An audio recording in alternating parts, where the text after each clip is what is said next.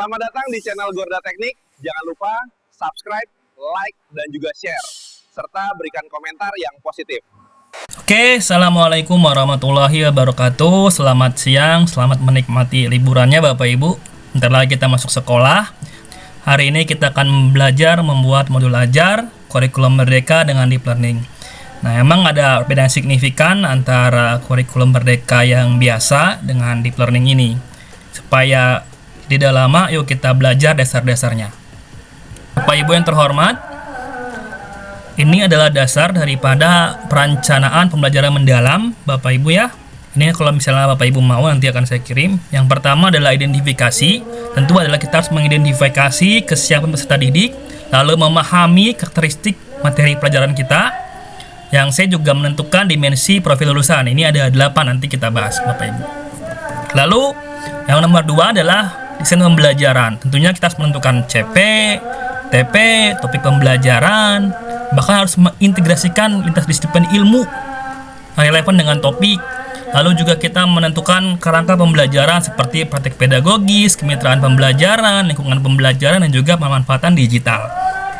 Lalu yang ketiga, ada pengalaman belajar. Ya, dalam hal ini kita harus merancang pembelajaran dengan prinsip berkesadaran, bermakna, dan juga menggembirakan. Ya, jadi nggak sembarangan. Inilah hal-hal dasar yang memang bisa akan kita bahas nantinya dalam membuat modul ajar kurikulum Merdeka dengan prinsip deep learning. Lalu yang keempat adalah asesmen. Asesmen ini dibagi juga menjadi 3. Ada asesmen pada awal pembelajaran, proses pembelajaran, dan juga pada akhir pembelajaran. Kalau dilihat ini contohnya seperti ini formatnya Bapak Ibu. Ada identifikasi, desain pembelajaran, di sini ada lain-lainnya ya. Terus juga ada pengalaman belajar, ya, ada asesmen pembelajaran. Nah, ini yang menjadi dasar-dasar kita membuat modul ajar kurikulum Merdeka dengan prinsip deep learning. Oke Bapak Ibu, kita lanjut ke modul ajar yang saya buat. Mungkin banyak kurangnya, tapi Bapak Ibu silakan kita komentar dan diskusi gitu tentang modul ajar saya yang di SMK. Bapak Ibu silakan Bapak Ibu membuat cover sendiri, ataupun mungkin Bapak Ibu punya rancangan sendiri ya di depan halaman ini, silakan. Kalau ini modul ajar untuk SMK Teknik Otomotif, konsentrasi keahliannya adalah teknik kendaraan ringan. Elemennya adalah sistem engine kendaraan ringan. Disusun oleh saya sendiri Bapak Ibu ya. Bapak Ibu, di sini kita bisa menulis identitas modul dari nama pengembang, sekolah, tahun disusun, jenjang sekolah, kelas, semester, alokasi, dan juga materi yang akan kita jelaskan. Nah, pada materi ini saya akan membahas tentang sistem pelumas. Nah, Bapak Ibu, yang pertama adalah kita harus membuat identifikasi. Identifikasi ini kalau bisa dibagi menjadi 3. Ya, dan identifikasi kesiapan peserta didik, bagaimana pengetahuan awalnya, minatnya, latar belakangnya, dan juga kebutuhan belajarnya. Tentunya ini bisa diobservasi oleh kita ataupun melakukan asesmen awal pembelajaran. Ya, lalu ada karakteristik materi pembelajaran seperti jenis pengetahuannya yang dibutuhkan apa, relevansi dengan kehidupannya apa, apakah bagaimana tingkat kesulitannya, dan juga struktur materi yang akan kita bahas nantinya. Lalu yang ketiga adalah menentukan 8 dimensi lulusan. Bapak Ibu, 8 dimensi lulusan ini adalah pengembangan dari P5 mungkin ya, karena memang kalau di P5 itu ada 5, di 8 dimensi ini ada 8 dimensi lulusan di harapan. Ya, ada yang pertama keimanan dan ketakwaan terhadap Tuhan Yang Maha Esa, kesehatan, kemandirian, benar kritis, kolaborasi, komunikasi, kreativitas, dan juga kewarganegaraan. Nah, ini Bapak Ibu bisa tentukan untuk pelajaran ini ataupun untuk elemen ini kira-kira yang mana yang Bapak Ibu ingin kembangkan di karakter daripada 8 dimensi lulusan peserta didik. Ada desain pembelajaran yang pasti adalah berhubungan dengan CP atau capaian pembelajaran. Ini bisa diambil di Google ya, sudah banyak. Pakai tahun yang 2024 Bapak Ibu ya. Pada akhir fase peserta didik mampu memahami konsep sistem pelumas kendaraan ringan, mengidentifikasi komponen-komponen utama, serta menjelaskan fungsi, jenis-jenis pelumas, dan cara kerjanya dengan benar sesuai dengan standar industri otomotif. Ini sudah saya kembangkan ya, sudah saya modifikasi seperti ini. Awal dari CP saya kembangkan seperti ini. Lalu Apa yang kita bahas lagi adalah lintas disiplin ilmu Bapak Ibu. Nah, di sini adalah pelajaran-pelajaran yang memang mendukung kegiatan daripada elemen ini seperti bahasa Inggris. Karena mungkin bahasa Inggris sudah ada bahasa Inggris kejuruan ya. Jadi nanti si guru bahasa Inggris mungkin akan membantu kita mengajarkan materi-materi otomotif dan mengenalkannya dengan bahasa Inggris. Lalu untuk bahasa Indonesia itu sangat juga berfungsi atau bermanfaat karena bisa membuat siswa atau peserta didik paham tentang menulis laporan dengan bahasa yang baik dan baku. Ketiga adalah tujuan pembelajaran, ya Bapak Ibu silakan tujuannya apa. Yang keempat adalah topik pembelajaran. Topik pembelajarannya seperti apa Bapak Ibu, ya. Fokusnya apa? Terus juga ada praktek pedagogis. Praktek pedagogisnya ini Bapak Ibu silakan menggunakan model apa? Contoh seperti saya misalnya menggunakan model pembelajaran berbasis proyek atau project based learning. Terus yang B strateginya apa? Diskusi kelompok, demonstrasi praktek, presentasi dan lain-lain. Kemitraan belajarnya seperti apa? Misalnya saya menggabungkan dengan dunia usaha dan dunia industri seperti bengkel otomotif sekitar dekat sekolah saya. Lalu ada lingkungan belajar. Lingkungan belajar ada mungkin ruang fisik seperti apa? Mungkin saya prakteknya di bengkel teknik otomotif. Lalu ruang virtual seperti apa? Mungkin saya akan melakukan pre-test, post-test. Lalu budaya belajar seperti apa? Lalu budaya belajar kolaboratif, aktif, dan juga rasa ingin tahu. Lalu kita lihat pemanfaatan digitalnya seperti apa. Di perencanaan mungkin saya menggunakan Google Form ataupun Quizzes. Pas pelaksanaan mungkin saya akan menggunakan YouTube atau proyektor yang bisa membantu saya menjelaskan materi kepada peserta didik. Lalu yang asesmen saya mungkin bisa menggunakan Google Form dan Quizzes lagi.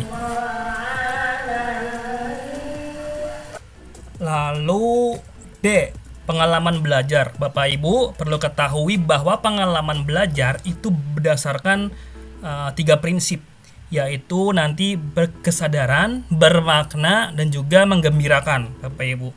Nah, contohnya misalnya di kegiatan awal ya Bapak Ibu ya. Contohnya seperti ini, di kegiatan awal contohnya deskripsinya contoh nih Bapak Ibu. Bikin kegiatan yang memang menyenangkan seperti misalnya guru memberikan ice breaking kan, gembira ya, menggembirakan gitu, menyenangkan. Terus juga menyampaikan tujuan pembelajaran manfaat praktis buat sehari-hari. Ini kan bermakna Bapak Ibu, artinya pembelajarannya nanti bermakna buat kehidupan sehari-hari gitu ya. Apalagi nih yang kurang nih, misalnya berkesadaran. Cari Bapak Ibu sintak di sini. Oh nih contohnya nih, kegiatan inti misalnya siswa mencatat hal-hal penting, sadar kan Bapak Ibu artinya ya. Dan juga contoh lagi, peserta didik mengamati dan memahami secara langsung. Berarti secara langsung siswa sadar tentang materi ini. Jadi yang pertama adalah kegiatan memahami. Siswa harus ada kegiatan memahami, seperti guru menjelaskan, siswa mencatat, guru menunjukkan komponen asli sistem pelumas gitu ya. Terus dalam kegiatan inti harus ada kegiatan namanya mengaplikasikan. Peserta didik dibagi menjadi 4-5 kelompok. Setiap kelompok mendapatkan tugas, misalnya tugasnya menggambar ulang sistem pelumas, karena kan PJBL ya. Terus juga mengamati gitu ya, dan menuliskan komponen dan fungsinya. Ini mengaplikasikan. Jadi siswa harus memahami, mengaplikasi, dan juga apa seterusnya Pak? Seterusnya adalah merefleksi. Dalam kegiatan inti guru harus merefleksi ya. Guru boleh memimpin diskusi terbuka, mengajukan pertanyaan reflektif seperti guru menanya, apa manfaat hari ini belajar? Apa yang kamu rasakan hari ini? Bagaimana hal apa yang kamu belum kuasai? Hal apa yang menurut kamu sudah kamu kuasai? Gitu ya. Apa tantangan pada pembelajaran ini? Gitu. Ada apa lagi? Gitu. Banyak banget ya Bapak Ibu kita merefleksi kegiatan. Jadi di kegiatan inti daripada pengalaman belajar itu Bapak Ibu harus terdiri dari memahami, mengaplikasi, dan juga merefleksi. Ini 3 kegiatan yang siswa harus ada dalam kegiatan inti ya. Tidak boleh tawar. 3 ini harus ada dalam kegiatan inti pengalaman belajar Bapak Ibu. Terserah Bapak Ibu. Silakan Bapak Ibu kembangkan, yang penting ada sadar, bermakna, dan juga menggembirakan kegiatannya Bapak Ibu. Lalu yang terakhir adalah penutup. Penutup juga ya Bapak Ibu ya, kalau bisa tadi ya. Penutup juga ada guru memberikan umpan balik, guru bersama peserta didik menyimpulkan materi yang setelah dipelajari itu kan artinya bermakna dan berkesadaran Bapak Ibu. Jadi intinya itu Bapak Ibu ya. Jadi adalah kegiatan awal, kegiatan inti dibagi menjadi memahami, mengaplikasi, dan juga merefleksi. Lalu kegiatan penutup, jangan lupa ini juga harus ada ya, kegiatan yang menggembirakan, kegiatan yang berkesadaran, kegiatan yang bermakna Bapak Ibu. Lalu asesmen belajar. Lalu yang E adalah asesmen pembelajaran. Asesmen pembelajaran ini bisa kita bagi 3. Di awal Bapak Ibu terserah mau asesmen seperti apa, apakah tes diagnosis tertulis, apakah observasi awal seperti ini. Lalu ada lagi asesmen proses pembelajaran. Bapak Ibu bisa lagi observasi sikap, kolaborasi kelompoknya kayak gimana. Lalu ini penilaian proyek mininya seperti apa gitu kan. Penilaian teman sebaya, pertanyaan lisan itu bisa Bapak Ibu lakukan di asesmen pada proses pembelajaran.